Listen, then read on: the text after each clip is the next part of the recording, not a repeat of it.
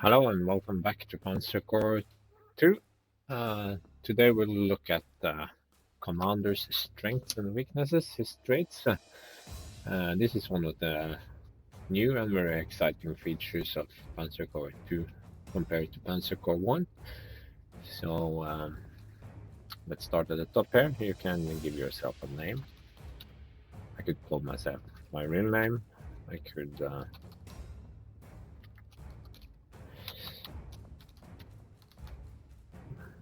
use a historical name, or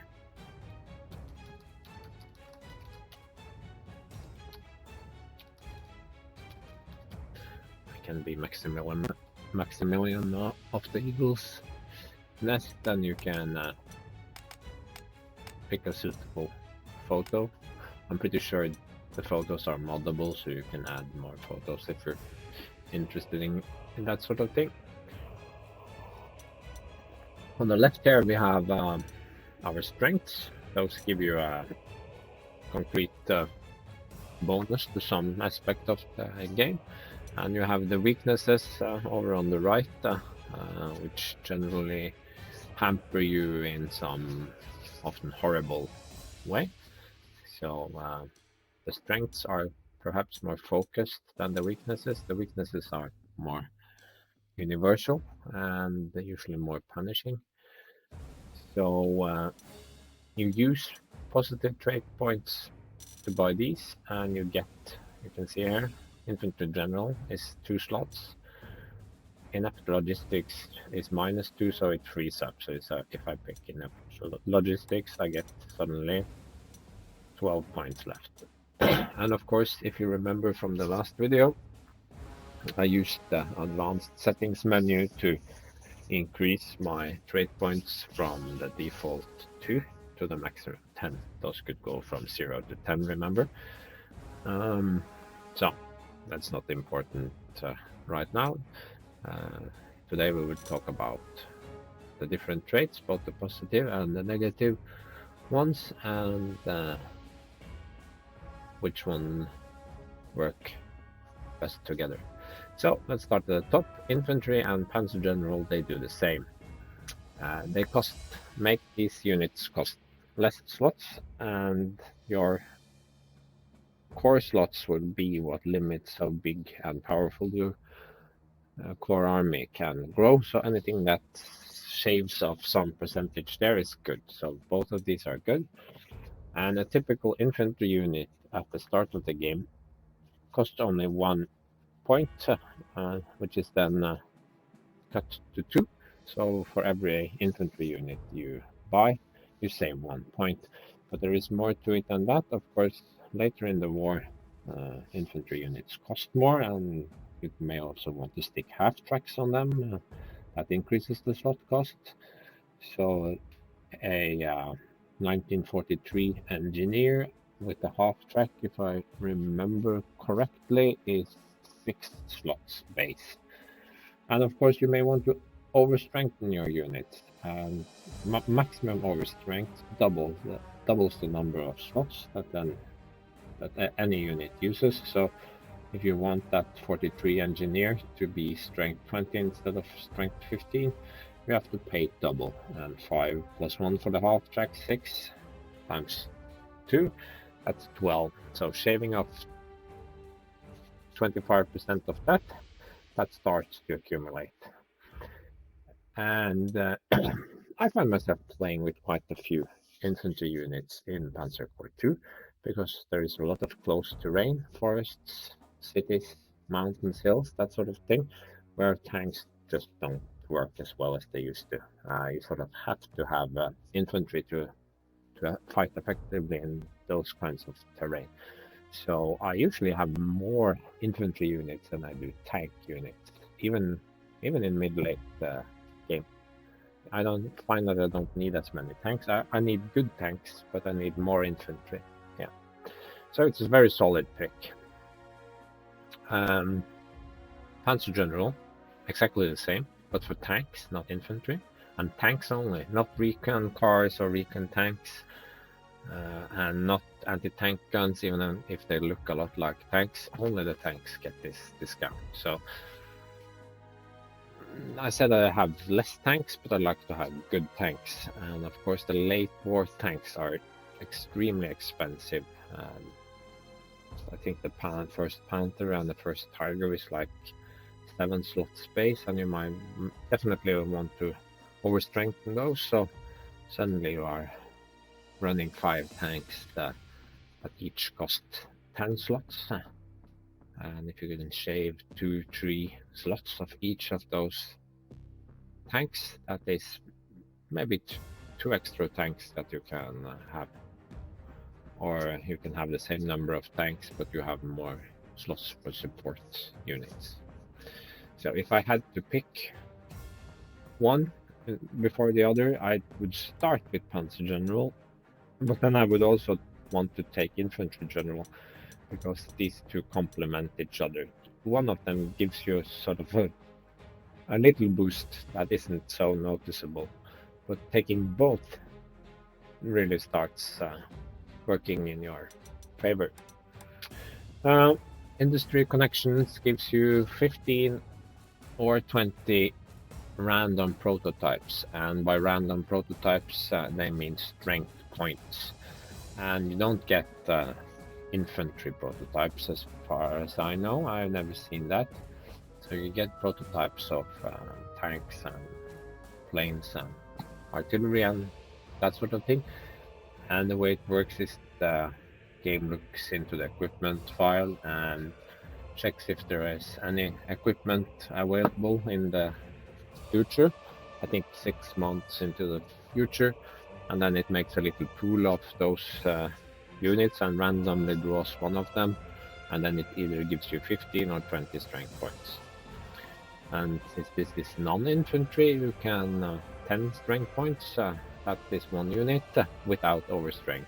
And often, if you get a cool prototype unit, you may want to upgrade one of your existing units that already has experience, and you probably also want to overstrength it. So 15 to 20 points, that's usually enough for one unit, because you will also want to keep some points in reserve to replenish losses either during the mission or maybe even the next mission, because you may not get any more of this unit for a while. So if you get 20 points, you could theoretically field 2 units of prototypes, but that's not usually a good idea, because then you can't replenish their losses. And you may actually have to downgrade one of them between scenarios, and well, I usually stick with just one unit that gets upgraded. Liberator. Prestige. Remember we looked at the difficulty levels. Prestige is not a problem at the lower difficulties, at least not for me or anyone that has played a little bit. But on, well, I don't think it's a big problem on general, but you could start to consider it. But I think that on Field Marshal and Generalissimus, Liberator is definitely a thing. And also on the Rommel challenge, the one where you don't get any turn-based prestige. So the cost is pretty high, 2 slots. So I would never take this one over Infantry or Panzer General unless I knew I was going to be in real trouble in terms of prestige. Deep Recon, it's a little one pointer like Industry Connection. I think this is cute. It is, I mean, everyone loves prototypes and getting advanced equipment ahead of time, let's be honest about that. So I think this will be extremely popular, but it is not one of the traits that you absolutely need to have. But it is not bad, and it is extremely fun to play with, so I think this is going to be a fan favorite. I'm drinking some coffee here. Deep Recon, this is a special one. Every victory hex gets revealed in a 1 hex radius, so you see the victory hex and the hexes next to it, and you can see all the enemy units and movements there. So there will be no big surprises for you there. There could be enemy units lurking elsewhere, but at least you have some inkling That's what happens. But you can basically accomplish the same as you go using your recon planes and recon cars. So I would say that the interesting aspect of this trait, and it's just 1 point, is the extra accuracy bonus for recon units. Normally that is 10%, I think, and 15% added on top of that. Then your recon cars start to really make sense. And maybe if you stick a recon car next to the enemy and then put a recon plane on top of him, you are starting to get a very big accuracy bonus thanks to deep recon. It's not my favorite, but it is not bad. Initiative is always important because it decides who shoots first, and if you get to shoot all of your strength or some of it before the enemy can return fire, you could potentially kill his units or inflict suppression, and then there are less incoming shots back at you. And this is of course important. And +4, +3, that is pretty huge. And many scenarios, not far from all, but many scenarios start with a sort of an intense struggle during the first few rounds, so that operational initiative can give you a leg up there. And of course, just +1 is good throughout the scenario. I'm not sure it's worth spending a point on, but it is definitely an advantage because all the different units from allies and axis, they are, I don't know, pretty evenly matched, so that if you take a modern tank in 43 and compare it to a modern tank in 43 for the other side, then maybe they will have about the same initiative, and then having higher initiative is of course an advantage. So I wouldn't discount it out of the box. You should try it. It's not on the top of my list. I mean, if I had to choose between operational initiative, then maybe I would be tempted to do industry connections. I think this will overall benefit you more, but I would at the same time think maybe a thing like industry connections is more fun, if you understand what I mean. Master of Blitzkrieg is simple, but surprisingly good, especially as the Germans. Your tanks are pretty slow. All your tanks are speed 5. Now they are speed 6. Just tanks, not other mechanized units. And this makes them more flexible. They can get around faster. They can also cross minor rivers without stopping on them and without using bridge engineers. And this can be very handy for getting across a river to surround an enemy town or position, and also to fall in the back of supporting artillery, that sort of thing. Another cute but not essential trait, but I must say I like to play with it, and that is mostly because I'm playing Panzer Corps, I'm playing the Germans, and we are doing blitzkrieg, and this one says I'm the master of blitzkrieg, and that just appeals to me. So I wouldn't call it heavy role playing, but there's a little bit of inspiration for me in this one.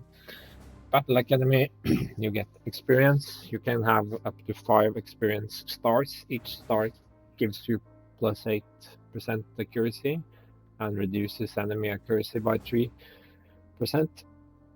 which is always handy, and this makes you grow faster. But I'm not sure it's worth the 2-point cost. I mean, do I take Battle Academy or do I get Panzer General? I get Panzer General. And this is because although experience is extremely important, the first couple of stars, especially the first but also the second, you get those pretty quickly. Then experience gain slows, and even if you have Battle Academy, you are going to get those first stars a little bit faster, but you will get them fast anyway. And those last 4 or 5 stars are going to come slow, even with the +25% bonus. I think maybe the cost of this should be 1.5. That you can't do that, of course, but the cost of 1.5 would probably work better. Or the experience bonus would have to be 30, 33. I don't know. I haven't dived deeply into the maths here, but I have played through the entire campaign up until the conquest of the US West Coast, and I didn't really feel that it made all that much of a difference. Plus, my good units hit 4 and then 5 stars anyway, so I felt that I was sort of wasting my experience in the later part of the campaign. So I think I'll usually pass on this one. But I mean, if you want to have 5 stars quickly, then it gives you a leg up. Okay, auxiliary force. This one is a bit special because it is in one way the most powerful, I think, of all the traits, and it's just 1 point. So basically what it does, it gives you 50% extra slots to work with, but those are not core slots, those are auxiliary slots. So at the start of the campaign, you, for example, you have 36 slots, so you get 18 slots that you can fill with auxiliary units. And of course, auxiliary units don't carry over to the next mission, so all the prestige you spend buying them is wasted. Only it's not quite that simple, because using auxiliaries you can more quickly overwhelm the enemy, and those auxiliaries can be used in a throwaway fashion, and they can soak up a lot of damage, preserving your core force. So using 1,000 prestige on auxiliary units isn't throwing 1,000 prestige out the window. It is if it saves you 500 prestige from less casualties to your core, that's just 500 you've spent on the auxiliaries. And if spending those points on auxiliaries saves you 1,000 points, then you've broken even. And there is also the fact that you get a prestige bonus for completing your missions early. So if the auxiliary force helps you rush through the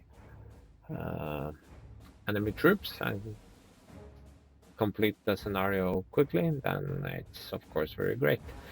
But playing on the higher difficulties, I don't think you will have enough prestige to use this, but on Colonel and maybe even General, you could get a lot of mileage out of this one. So try it out. Just one tiny little thing that makes me not play with it, and that's how it interacts with the auxiliaries already placed in a scenario. So once you get to Norway, you'll see what I mean, because then you will experience having some ships pre-deployed, and they basically eat up all your auxiliary force slots, so you can't use them. And this will happen many times throughout the campaign. So I would just skip on this for now. So it has the potential to be very strong if used correctly, but right now I find that it is useless. So just skip it. Trophies of war. If you surround the unit and force it to retreat, but it has nowhere to go, because you either surround it completely, there's on impassable terrain to retreat over, or it's used up all its movement points, then it surrenders instead. There is also a hero that kills all units' movement points, so that it will surrender to the next unit that attacks it and forces it to retreat. And there is even a unit that forces auto retreat, and there is one that makes units surrender if they would otherwise retreat. So there are some hero options there that makes enemy units surrender much more easily. And basically, in every game, even without this, you can capture enemy equipment. So if you force a enemy tank with 5 strength to surrender, those 5 strength points will be available for purchase. instead of your normal unit. They still use prestige and slots as normal, so you only want to use the good enemy equipment. So you could theoretically capture a lot of Matilda parts, and then suddenly your German army has a very tough tank that you can use in the Soviet Union when you invade there in 41. Or more commonly, you could capture a lot of T-34s, and they are quick and pretty good otherwise, better than some of your German tanks. So basically what Trophies of War do is it doubles the capture equipment.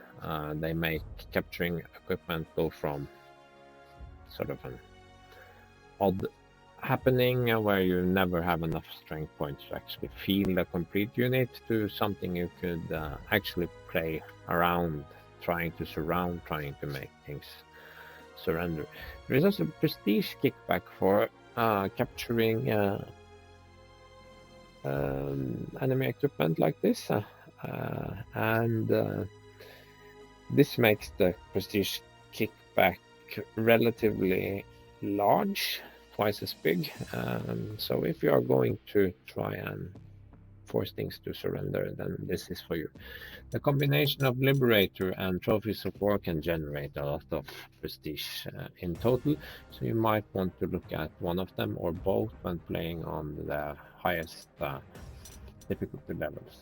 On the Rommel challenge, the one where you don't get any prestige at all per turn, those two should be a godsend.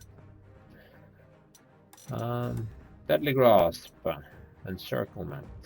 Encirclement is a new game mechanic in Panzer Corps 2, where if you cut off an enemy unit from a supply point, those are those colored half circles, often found in victory hexes, but also elsewhere, and map edges. If you can cut them off from that, then those units count as encircled. Encircled units get no supply, no fuel back, can't recover suppression, and can't replenish the losses. So, and also for every turn that they are encircled, they get an accuracy penalty and an initiative penalty. But those last two things, they take a bit of time, often too much time, so that you don't fully get the benefits of encirclement. So what for just 1 point that Libras does is it speeds up this process by a lot, twice as fast, so that you surround on one turn, and then already on the next turn you will see that the enemy has suffered considerable penalties, and even the toughest enemies can almost be completely crushed without losses after 2 turns of encirclement using Deadly Grasp and maybe a little artillery fire or some strategic bomber to add on the extra suppression. So yeah, yeah, they also incur a little bit of suppression there. I forgot to mention that.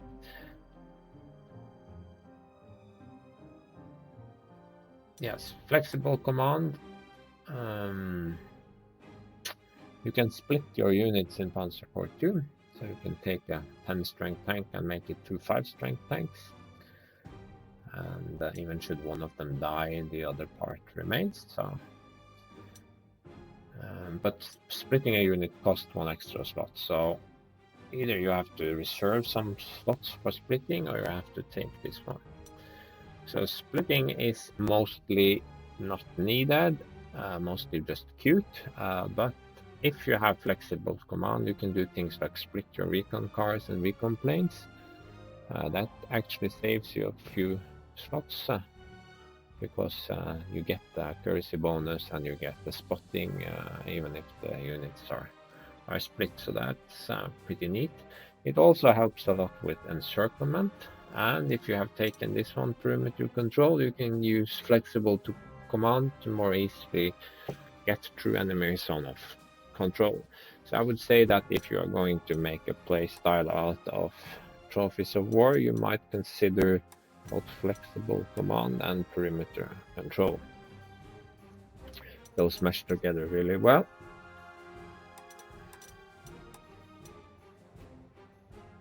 Next is killer team. You start with 3 heroes. Heroes can be extremely potent, and the heroes generated by this trait are usually of the good kind. You're not guaranteed to have 3 of the very best heroes in the game, but you are likely to have 3 good ones. I've had some circumstances where I didn't get any I felt were that good, but I also experienced getting sort of a real killer team. I feel that it is perhaps a bit too swinging for my taste. If I start up with it, I feel obligated to actually play the game with the heroes I get, and it's hard to motivate yourself to play for 50 hours or 20 hours or whatever with heroes that you don't really connect with. So if you skip on this one, you start with 0 heroes, and then you get 1 random hero every scenario thereafter. So you will end the campaign with 20 plus heroes anyway. But they give a significant boost if they are good, and this can be especially potent on the higher difficulties. And also, I think players love heroes. I love heroes, so I think this will see a lot of play. Industry Connection and Killer Team, I think those will be perhaps more popular than they kind of deserve, because they are just fun to play with, and we are playing this to have fun. Anti-air veteran is my favorite. I think it is the favorite for me, because I hate having my tanks bomb, and even late war overstrength tanks are just incredibly vulnerable to enemy tactical bombers, allied fighter bombers. They can turn you into just a wreck in no time at all. And of course, reinforcing those good tanks in the middle of scenario could cost you thousands of prestige. So having good air cover is a must. And I feel that if I take this one, then I can primarily use anti-aircraft artillery to keep my unit safe. I don't need to have so many fighters, and the few fighters that I do buy can go about escorting my own planes or just cleaning up the opposition. So what actually does it do? It turns suppression into kills. Anti-air artillery counts as artillery, so it only does 20% kills and 80% suppression. That is of course great, because it will suppress the enemy attack and they won't do much damage while bombing, and also the suppression would be there, so that if you attack them with your fighters, they would fire less in return. But of course, for the most part, enemy bombers aren't that strong anyway, so they could be cleaned up with biofighters even if they weren't suppressed. But this one turns 80% of suppression back into kills, so your anti-aircraft artillery can do huge amounts of damage to enemy bombers attacking you, and then on your own turn, then you can shoot back again and do even more damage. So then you just need maybe 2 fighters or something for most of the campaign to just clean up the stragglers. I like that this one very much. Again, it's personal preference. I think I don't think it will be that popular. It just connects with me. This is my favorite one-pointer, perimeter control. Normally you have to stop when you enter enemy zone of control. Period. Stop. And to move around the enemy position, you have to sort of take the long route around, so that even fast units, half-track tanks, are really limited in how they get around the enemy. With perimeter control, as long as you have a unit in this hex, you can ignore zone of control, so you can basically sort of glide your force around the enemy. I can demonstrate this easily when we get to actual gameplay, but it makes surrounding cities, getting through defensive lines, all sorts of shenanigans so much easier. So that if I must have to just pick 2 traits that I really love to play with and almost don't want to play without, it's these 2. Anti-air veteran saves you like 1 million prestige over the course of the campaign, and perimeter control makes your unit so incredibly flexible when it comes to movement. So those are my personal favorites, but I also know that Killer Team appeals to me because of the fun factor. Industry connections connect with me because of the fun factor. Infantry and Panzer General are just super interesting and plain good. And I love Deadly Grasp because it makes quick little encirclements actually work. I actually love Flexible Command because it meshes with Deadly Grasp and perimeter control. I find Trophies of War, it's not my playstyle, but it's fun to capture thing, and if you are going to make a habit of capturing, you might as well take this one. Liberator I don't usually need because I don't maybe I don't play on high enough difficulty, but if I played on the very highest difficulties, I would consider it. This is okay. This is also okay. This I find very thematic, so I enjoy it. Auxiliary Force I find to be basically pretty buggy, so I'm not going to use it, but I like the concept. So if I were to pick on my dream, I would start with these 4, and then I would play around with maybe Master of Blitzkrieg because it's thematic, Deadly Grasp because it's thematic, and say Flexible Command if it's thematic. Those aren't the best 2, but they are all these are sort of optional. But of course, this is only possible if I increase the number of trait points. But this is maybe my dream team without taking any negative traits. So I'm sure you will have your own preferences. So over to weaknesses or negative traits, and these hit you a lot harder than you'd expect. Most of them are absolutely painful. So I would strongly recommend, at least in the beginning, not to take too many, just to free up the points for the strengths, because generally speaking, they aren't worth the points. There are some exceptions, and you can, with good play and adjusting your playstyle, compensate for it. But just clicking all of these to get more points, it will completely hamper your playstyle and make things super difficult for you. So be careful. Inept logistics. This one is pretty simple. It cuts your core force by 10%, the number of slots. So when you have 40, you have 36 instead, and when you have 80, you have 72. And in a game that focuses on your core units, I don't see very many taking this, but there could be some examples if you play on the higher difficulty where you think you won't have the prestige for all those units anyway. I just want to concentrate on a smaller core. It could be a thing, but I would guess most players would just skip this one. No overstrength. I think this is doable. It is possible to play the game well and have fun with no overstrength units. That said, overstrength is incredibly useful and powerful.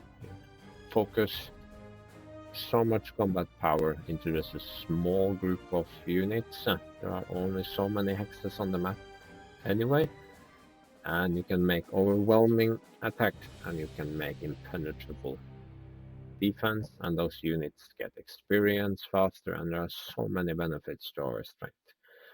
So, but yes, this one I think it is doable, and you just have to have a slightly different mindset. Things will take a bit longer, but you can grind down the AI without large losses, just taking your time and using your superior numbers. Denied Air Force is pretty radical. You can't purchase air units at all. I would not use this without also taking anti-air veteran, because that would be the only way to permanently get rid of enemy aircraft. Otherwise, you just put suppression on them and they can come back turn after turn. But this, yeah, well, it lets you one extra trade points, 3 versus 2. That's not a lot, but it's something. There is an other hidden benefit as well. I think many players would spend 20%, maybe more, on aircraft of their slots, and they can also be quite a prestige drain because it's not so easy to protect your fighters against other fighters, and your bombers will sooner or later be hit by anti-air or enemy fighters as well, so they need repairing, and that eats up a lot of prestige. So you free up slots and you free up prestige and you get 1 point. So it's definitely more challenging. But it can be fun, and can actually be fun, and it's doable. This one denies you artillery. I have just tried it briefly, and no. And it's not because it's impossible, because you can use encirclement effectively. That does in many ways the same thing as artillery does, and if you combine that with some strategic bombing, you're pretty much set. And against enemy tanks, you can now use anti-tank guns to support your soft units. So that works. So it's not unplayable, but I struggle with the thematics here. Why would I play a World War II war game and not take artillery? So this is sort of a challenge mode in and of itself. But while I enjoy the challenge of this I just find silly, but it's possible. One final note about denied Air Force and artillery: when you start a campaign, you will actually start with planes and artillery, but you can't buy any new ones, and you can't buy them in replacement because those units aren't done. And you can't upgrade them, of course, either. So I would recommend just immediately disbanding those units, or if you must, you can play a scenario or two with them, but sooner or later you should get rid of them. Retrograde, you get your equipment 6 months later than normal, and as the German, you kind of struggle at times with bad tanks, among other things. The tanks aren't really very good, and your anti-tank guns aren't very good. Your planes are decent, but other than that, you don't really have a lot of good units. This makes it even worse. Wow. That said, with cautious and good play, you can compensate for this, and you can also try this one. Sometimes you will then have some prototypes that are significantly better than the rest of your army, and you free up a point. But it's not for me. I like upgrading too much. Green army, very special. You can see it from the cost also. You can use 3 elite replacements per scenario, so you can basically fix up your 3 key units. The rest will have to do with regular, and they will have to lose experience. So the only way to make this one work is to have a plan where you use a lot of support, anti-aircraft, artillery, anti-tank, and play very cautiously. And that way you can still gain experience on your units, and I wouldn't expect to have your entire army with a lot of stars by the end of the war, but your key units, the max overstrength ones with the super good heroes, they will be okay, and you will also have a lot of units with sort of decent experience, so it can be played around. I hate this, but that is again personal preference, because when I play, I just really want my guys to just gain experience. It's too much fun not to. It's not fun. I always give them elite replacement, or almost always. This one I think is interesting, but it is much harsher than the 2 points give it credit for. Sooner or later, you will have one or more key units badly weakened in a scenario, and then you can't reinforce it. So you have to have a ton of extra units or play super careful or whatever.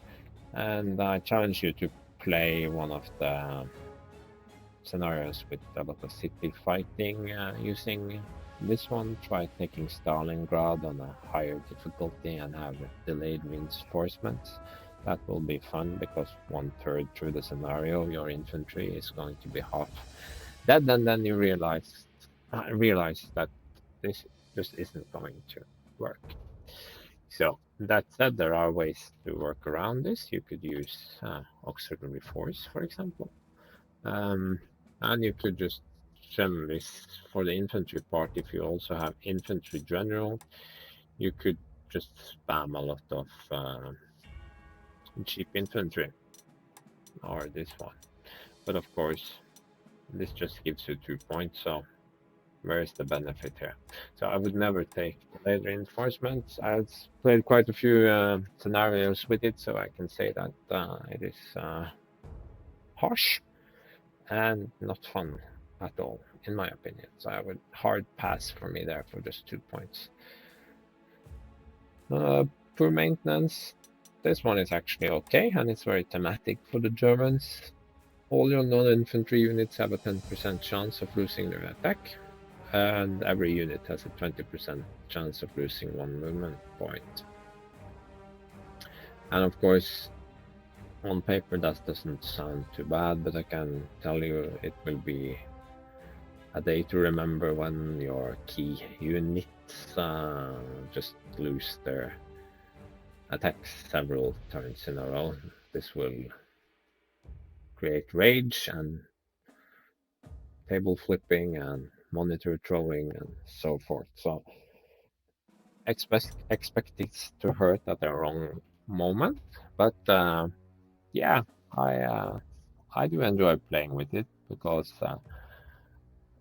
I like to have control of what I do, and certainly I don't have that kind of control, so I always have to have a contingency plan. I cannot simply calculate that I need these 3 units to clear out the enemy position in 2 rounds. I must think forward.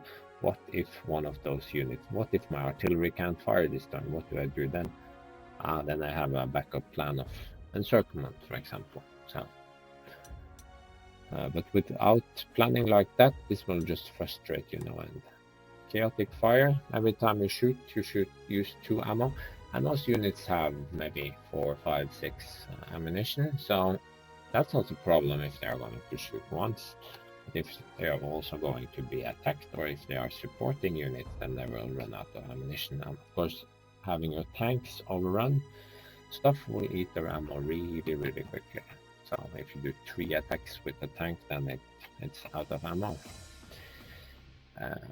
So this has not been popular in the beta, and I don't think it will be popular now. And you definitely do not want to combine it with inefficient supply. All units get all their ammo and fuel back at the start of the turn. That's how supply works. And inefficient supply means you only get 2 ammo back and 4 fuel. So that should be enough for most purposes. So in addition to being thematic, this is very German army, I think, both of those. Then if you do a lot of overruns or do a lot of support fire, then inefficient supply can hurt. Then you have to think about, you can't just shoot or overrun with the same tank round after round. And those 4 fuel, some trucks, for example, they have 24 fuel, so they can drive for quite a while, but they have high speed 8, so they will run out. But otherwise, your tanks, they are moving 5 or maybe 6 if you're a master of blitzkrieg. So if you get 4 fuel back, it's 1 fuel per hex or per movement point, really. So they're going to take a while to run out, and usually sooner or later you will have a turn or two where you don't move the maximum distance, so you get the fuel back. The only thing I notice tend to run out of fuel is my recon cars, because they are zipping back and forth a lot. But this one I play with quite a bit. I would say almost all the time, actually, because it can be worked around and it's thematic. Oh, this is so horrible. You have no zone of control, so the enemy can just zip right past your units and attack your rear. This, of course, is completely horrible, and I refuse to play with it.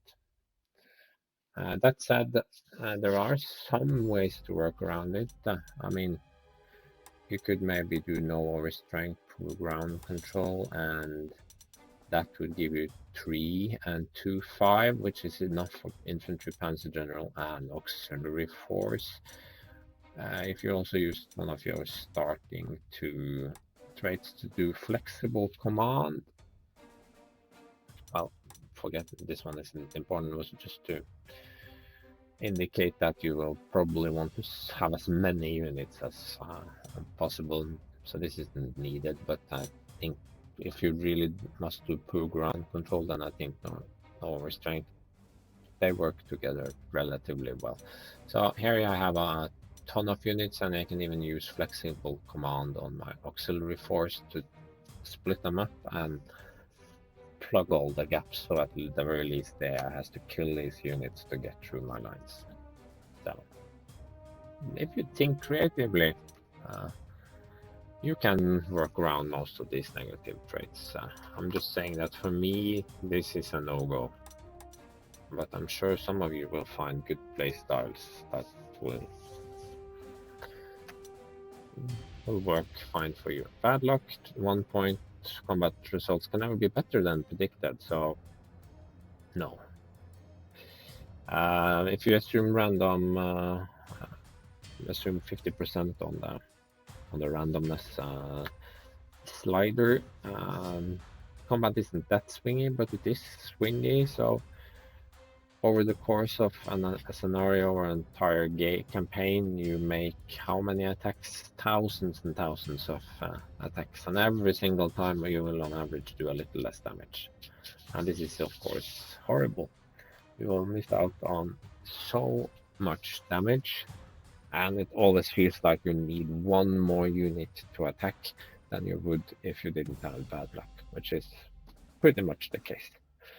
I mean, if you push the slider down to 0 or below 20, I'm not sure, this one gets grayed out, because then there is no luck, so you can't have bad luck. So I have, as you can see, I'm a bit passionate about bad luck, and if you look at some of my beta battles, you can hear me complaining a lot about my bad luck. And there the idea was to use encirclement and overwhelming force to make my own luck, but it's still hard. So I'm not so keen on playing with that anymore. And then there is trench slog. Entrenchment is important. You have base entrenchment and an entrenchment cap based on terrain type, and the more rugged the terrain, the higher the base and the cap. So for example, towns, horrible for tanks, great for defending infantry. Here you start with 4 entrenchment, and you can go all the way up to 10.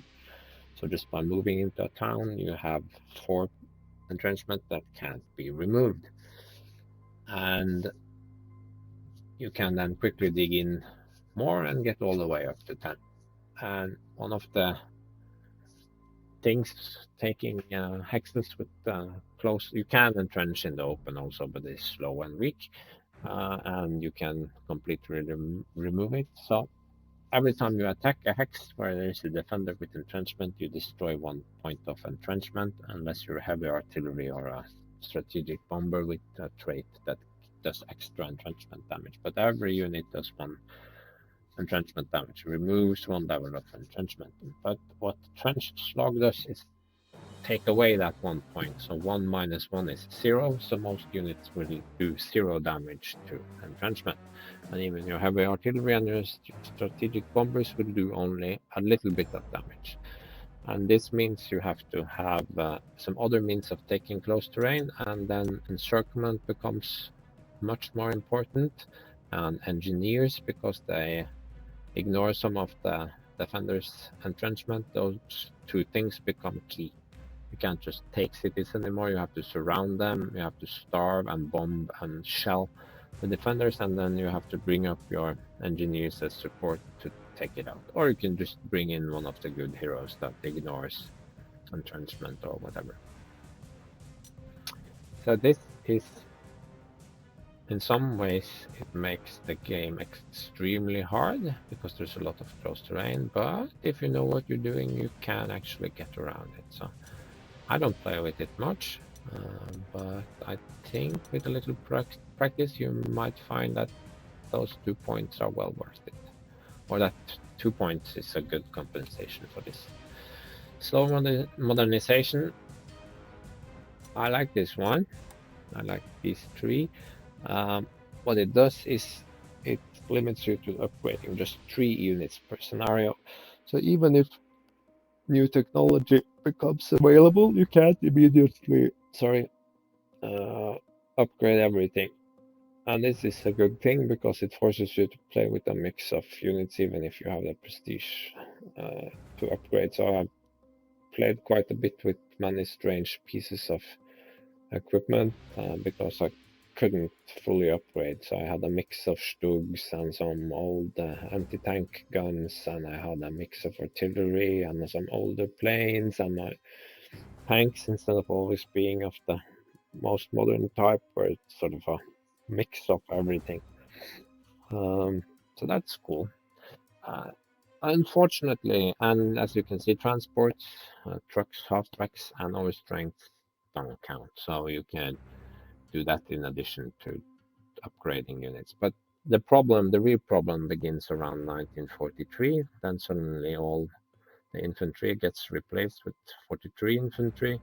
And this is also when a lot of the good stuff, anti-tank guns, tanks, planes, start arriving. So once you hit 1943, you would be on your heels in terms of modernization. So I think in a grand campaign style of game where you have more scenarios over time, then this one is super cool. Right now I feel that a big part of the fun of the game, the upgrading part, disappears once you hit 1943. So after having played through the entire campaign with this one, I think I will pass it over for now. But it's up to you. It's very thematic. It's very fun up until 1943. Here's an odd one, the last one. You can't move through fog of war. You can, of course, push the fog of war back, and that's the entire point of this trait. But you can't just click your recon car and then send it forward deep into the fog of war. No, you have to use phase movement and slowly push fog of war back. So this makes the recon cars with their force spotting and phase movement extremely important. It makes those recon planes extremely good, and also flexible command becomes even better using this. So you could almost say that those two even each other out. It's not quite true, but it's a bit true, because then you can have, if you have 2, maybe 3 recon cars and 1, maybe 2 recon planes, and you split them, then you have enough coverage even for the larger maps. But you have to be careful, because rebasing is also a kind of movement, rebasing of aircraft. So if you move your entire army forward a bit and leave your planes behind, and then there is suddenly fog of war between the place where you want them to rebase and where they're currently based, then oops, you can't do that. But it can be solved with enough recon and recon planes. So it's a cute one, I think. It can be annoying at times, but it should be annoying. It's a weakness. And that was all of them explained. And now the question becomes my favorite. I made those clear. These 4 are my favorites, and this one I try to play with always. It is not so bad, and it is also very efficient. But you see here, I started with 10 points, so I took this and had 11, and then I used 7 of those points. So this selection, my favorite selection, isn't even possible if I don't use the advanced option to give myself more trait points. And you can of course give yourself as many trait points between 0 and 10 as you want. You can use the default 2, or you can use 4, 6, 8, 10, whatever. I would say I feel that if I just go with 2, then I feel that my style is cramped, because I can't really pick some of the fun ones. I would always tend to take the same one. I will start with anti-air veteran and perimeter control, and then I will take inefficient supply, and then I've used up all my points, and that is what I will play with almost, not every time, but I tend to drift there. So by increasing my points to, I would say 4 is a good starting point, really. That's not too over the top. So if you set it to 4, then you can do this, and then you could take poor maintenance also, and then you'd have room for both infantry and panzer general. I think this could be a very good and interesting, or you could drop poor maintenance and do something like turn slog or even slow modernization. But I will leave this up to you. I have just told you what my experience has been over these 300 plus hours of playtesting, and I'm sure there are combinations I haven't fully tried, or things I haven't fully grasped yet, so I look forward to playing more with some other traits. So have fun with your general and his strengths and weaknesses.